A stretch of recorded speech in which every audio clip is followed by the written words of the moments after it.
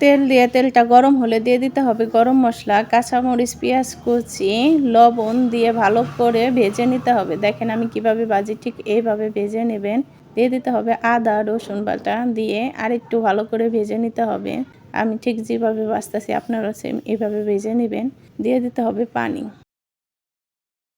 হলুদ, মরিচ গুঁড়ো দিয়ে ভালো করে মশলাটা কষিয়ে নিতে হবে। ঠিক আমি যেভাবে কষাচ্ছি এভাবে কষিয়ে নেবেন। দিয়ে দিতে হবে সবজি। আমি এখানে কাঁঠালের বিচি, মিষ্টি লাউ আর আলু নিয়েছি। আপনারা চাইলে অন্য সবজিও অ্যাড করতে পারেন।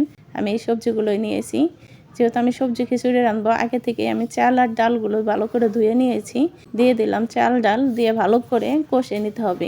অবশ্যই একটা জিনিস খেয়াল করে কষাবেন, এই চালটা খুব সুন্দর করে কষাতে হবে। অল্প মিডিয়াম আঁচের ভিতরে ভালো করে ভেজে নিতে হবে। তারপরে দিয়ে দিতে হবে পানি, পরিমাণ মতো পানি দিয়ে দিবেন। দিয়ে সুন্দর করে নেড়ে একটা ঢাকনা দিয়ে ঢেকে দিতে হবে। ঠিক এইভাবে ততক্ষণ পর্যন্ত ঢাকনা দিয়ে ঢেকে রাখতে হবে যে পর্যন্ত বলক চলে না আসে। দেখেন আমার বলক চলে এসেছে। আমি চামচ দিয়ে আবার নেড়ে দিচ্ছি। আপনারা ঠিক এইভাবে নেড়ে দিবেন।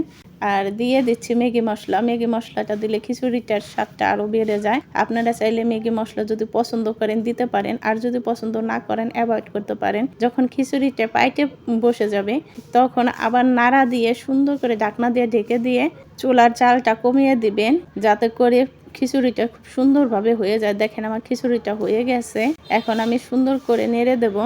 এই সময় খিচুড়িটা নেড়ে দিলে খিচুড়িটা ঝরঝরা থাকবে, ফুটে যাবে না বেশি। আর ঝরঝরা থাকলে খিচুড়িটা খেতে ভীষণ মজা লাগবে।